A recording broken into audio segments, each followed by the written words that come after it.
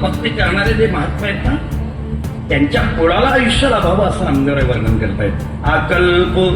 अकल्प शब्द हा संख्याशास्त्रामध्ये नाही. इकडे लक्ष द्या, सगळे सुशिक्षित माणसं आहेत. एकक नंतर पण आमचे वेदाने अगोदर दिल्यात त्याला. मातृदेवो भव, पितृदेव. आधी मातृ घेतली का नाही, आधी माता घेतली, नंतर पिता घेतली, पिता नंतर कारण ते पिता.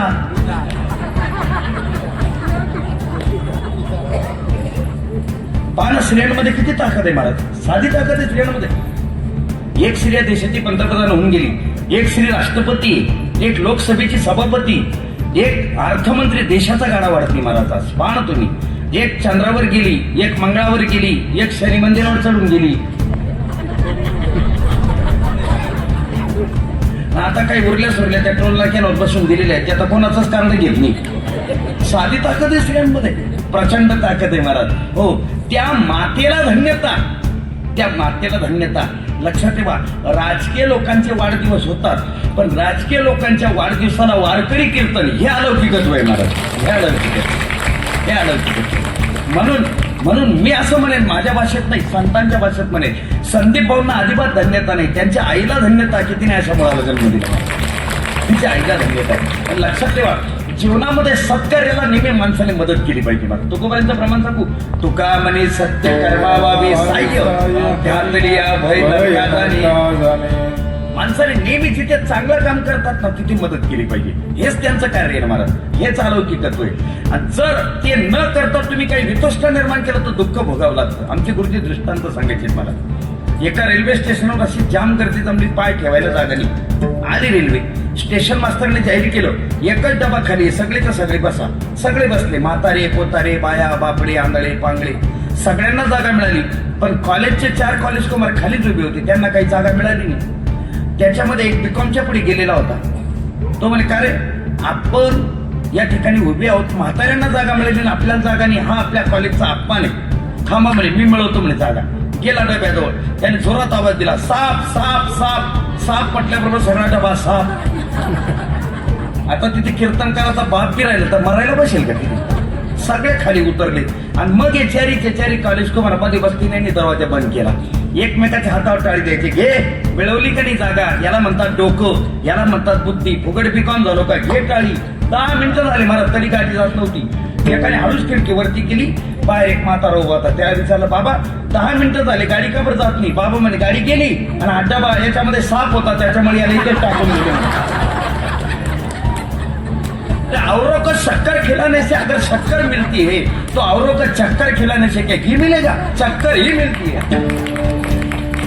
जेवणामध्ये जेवढं चांगलं कराल ना महाराज, चांगलं कराल ना. एक वाक्य सांगू तुम्हाला, पटेल तर पटू द्या, तुम्ही काय माझे सोयरेधारी नाहीये, पण जर पटलं तर घरी घेऊन जा. राजकीय लोक असे सुद्धा वाढदिवस साजरे करू शकले असते की त्यांनी ते 500 मुलं बोलवून 500 मुलांना दारवा बांधले असत्या, पण त्यांचा आदर्श आहे 500 वारकऱ्यांना जमा करून ज्ञानदानाचं कार्य केले महाराज. म्हणून वाढदिवस आहे महाराज, उगीचच नाही. त्याला वारकरी संस्कारात अंगामध्ये असावे लागतात. त्यांच्या हातून काय चांगलं घडतंय याकडे बघायचंय. आणि ही अशी माणसं देवाची अवस्था असते महाराज, लक्षात ठेवा. हे संस्कार आहेत आणि त्यांना आयुष्य लाभावं अशी अपेक्षा आमच्या संतांनी व्यक्त केली महाराज. अकल्प आयुष्य वावे तया कुळा. कृष्ण हरी. आज नरेंद्र महाराज त्यांचं कीर्तन ऐकलं, खरंच मी अगदी भरून पावले. मला लवकर यायचं होतं महाराज, पण मी माझ्या कामाचा बांधील आहे. इंग्लिशमध्ये एक म्हण आहे, वर्क इज वर्शिप. तर आई वडिलांनी हेच शिकवलंय. आजी अध्यात्म मार्गातली होती की आपलं काम हा देव आहे. मग माझे पेशंट बघितले, सिव्हिलला काही आडले नडलेले लोक असतात ज्यांच्याकडे दुर्लक्ष होतं. त्यांचं म्हणणं असतंय की बाबा पाय अनपुट करायला सांगितलंय, ते लक्ष देत नाहीत. खरं तर ते देतात डॉक्टर्स लक्ष, पण काही होत असेल दुर्लक्ष. मग अशा वेळी संध्याकाळी मी तिथं जाऊन येते, त्यामुळं मला थोडा लेट झाला. आज या कार्यक्रमाला उपस्थित आमचे छोटे बंधू संदीप भाऊ शिंदे आणि सचिन दादा. आज संदीप भाऊंची उमेदवारी साहेबांनी डिक्लेअर केली आहे, सचिनदादांची मिसेसची केली आहे, वहिनींची. तर यथा राजा तथा प्रजा, जसे साहेब आध्यात्मिक आहेत, प्रामाणिक आहेत, त्याच पद्धतीची माणसं साहेब तुमच्यापर्यंत पोहोचवणार आहेत. आज मी माझ्या तोंडाने सांगत नाही, कोणीही सांगावं कोरेगाव मतदारसंघात किती विकास झालाय, नक्कीच झालाय. पहिल्यांदा तुम्हाला सांगते महाराज, कोरोनामध्ये जे काही तुम्हाला आपले अण्णा हजारे, तर त्यांच्या मतदारसंघामध्ये मी नाव घेत नाही एका नेत्यांचं, की ज्यांनी खूप मोठे कोविड सेंटर काढले, याचा गवगवा होता. खरे तर कोविड हॉस्पिटल महेशदादांनी काढले होते. तर अण्णा हजारेंनी कोविड योद्धा हा सत्कार माझा आणि महेशदादांचा केलाय. ते म्हणाले अख्ख्या महाराष्ट्रात नाही, भारतात पहिलं कोविड हॉस्पिटल प्रायव्हेट काढून लोकांची सेवा करणारा महेशदादा हा एकमेव माणूस. अण्णा हजारेंना कळतं ना कोण खरं आणि कोण खोटं. खरंच खऱ्या कामाची पावती असावीच असं नाही, पण ती अण्णा हजारेंनी आम्हाला दिली. दुसरी गोष्ट सगळ्यांना अगदी आठवणीनं सांगते की आपल्याला आपण महेशदादांना मत देऊन खूप मोठा आमच्यावर उपकार केलाय, त्याची आम्ही उतराई आहे. पण यावेळी चुकू नका, आपलं देशामध्ये सरकार आहे, राज्यामध्ये आहे, आपले ग्रामपंचायत आपले आहेत, तर फक्त जिल्हा परिषद आणि पंचायत समिती आपलं झालं की उरलं सुरलं पण काम आपण वेगानं करूया. अगदी या पद्धतीचे रस्ते आहेत, अजून काय उरलेल्या गोष्टी आपण करूया. जास्ती मी तुमचा वेळ घेणार नाही. आज महाराज, त्यांचे सर्व टाळकरी, छोटी जी मुलं आली आहेत, पत्रकार बांधव, आपल्या संदीप भाऊंचे सर्व सहकारी आणि आपण जनता, सगळी मायबाप, इतक्या उशीरपर्यंत आपण थांबलात, तर सर्वांचे भाऊंच्या वतीनं खूप खूप आभार. भाऊ मी काल येऊ शकले नाही तब्येतीमुळं. आप जिओ हजारो साल, एक साल के दिन हो 50,000. एवढं बोलते आणि थांबते. धन्यवाद. रामकृष्ण. ज्याला जे करता येईल त्याने ते करावं. शेतकऱ्यांनी शेती करावी. देवाचं तरी काठ होत नाही. तुमच्या घरी काय ते नाही विचारलं मी तुम्हाला, काठ होत आहे का एवढं सांगत होतो. नाहीये, काठ होत नाही. पाहिलं तरी आहे का मग? स्टीलचं असतं का पितळाचं, लाकडाचं? बरोबर. काही काहींनी पाहिलं असेल. आता भाऊ ते काठ होत राहिलं नाही, पायात सुशिक्षित झाले ताटात.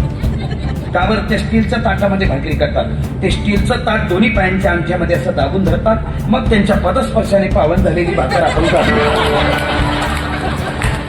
याला सुशिक्षित म्हणतात. काय म्हणतात? सुशिक्षित. त्या खेड्यातल्या बायका त्या येड्या, त्या आमच्याकडच्या, त्या परवळमध्ये भाकरी करायच्या, त्या काठवतमध्ये. ज्या बाईचा नवरा दारू पितो त्याने एक प्रयोग करा. ताटात पीठ ओतायचं, म्हणायचं रामकृष्णारी. पाणी टाकायचं, रामकृष्णारी. पीठ मळायचं, रामकृष्णारी. भाकरी थापायची, म्हणायचं रामकृष्णारी. तवा ठेवायचा, म्हणायचं रामकृष्णारी. भाकरी टाकायची, रामकृष्णारी. पाणी फिरवायचं, रामकृष्णारी. भाकरी शेकून घ्यायची, रामकृष्णारी. आणि दारू पिणाऱ्या नवऱ्याच्या ताटात 8 दिवस वाढायचं. वाढताना एकच म्हणायचं, काय? जोरात बोला ना माऊली हो. तुम्ही फक्त 8 दिवस असा प्रयोग करा. 9व्या दिवशी त्याची दारू नाही सुटली तर 10व्या दिवशी कीर्तन करणं सोडून देईल मी. हे नामस्मरणाचे संस्कार आहेत महाराज. चला सांगतो किती आहेत. एक, त्या मुलाजवळ आहे का मोबाईल? मोबाईल मुलाजवळ आहे का एवढं सांगा मला. मग तुम्ही कीर्तन ऐकताय का बाहेर आहेत तुम्ही कीर्तनाच्या? मी तुमच्याजवळ मोबाईल आहे का नाही हे नाही विचारलं. तुमच्या घरी मोबाईल आहे का नाही हे विचारलं, म्हणजे तुमच्या घरी मोबाईल आहे.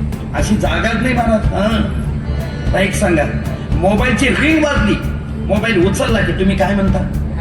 हॅलो. बरोबर आहे? हॅलो. मला एक सांगा, हे बाळांनो ऐकायला, BAT बॅट, बॅट म्हणजे काय? बरोबर आहे का? एक मिनिट, आजी उत्तर देतात. काय आजी? BAT बॅट, बॅट म्हणजे काय? चेंडू. साताऱ्याची इंग्रजी आहे काही? फळी. बरोबर आहे. BAT बॅट म्हणजे फळी. CAT कॅट म्हणजे मांजर.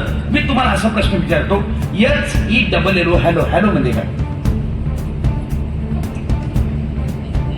नाही माहिती? नाही माहिती?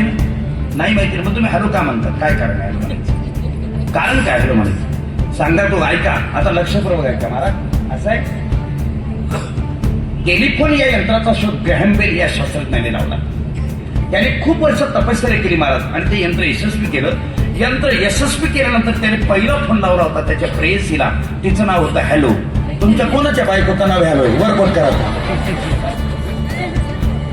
काही कारण नसताना आजपासून भाऊंच्या वाढदिवसानिमित्त आपल्याला एक संकल्प करायचा आहे.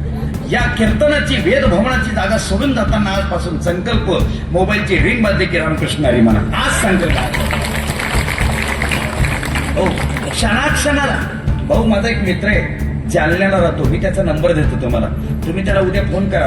रिंग वाजली तो उचलला की म्हणतो रामकृष्ण हरी. तुम्ही त्याला सांगा मी साताऱ्यावरून बोलतोय. तो म्हणतो रामकृष्ण हरी. तुम्हाला कीर्तनाची तारीख द्यायची होती. तो म्हणतो रामकृष्ण हरी. तुमची अमुक अमुक तरी शिल्लक आहे का? तो म्हणतो रामकृष्ण हरी. अहो तुम्हाला ऐकायला नाहीत का? तो म्हणतो रामकृष्ण हरी.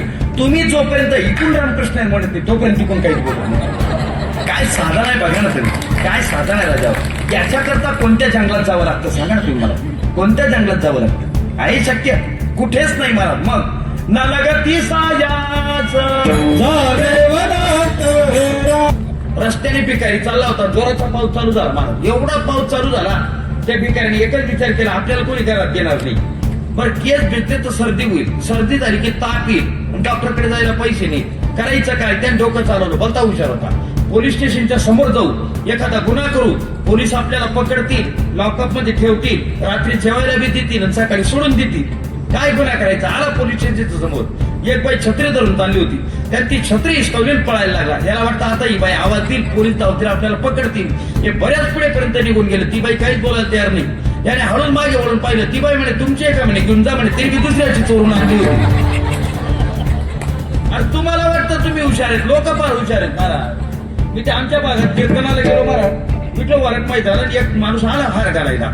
आल्याबरोबर त्याने काय केला तो बुक्क्याचा बोट धरला आणि मला लावून दिला. जास्त बोट भरून गेला होता त्याचा. मी बी धरला आणि त्याला लावला. आता माझाही बोट भरला त्याचाही भरला.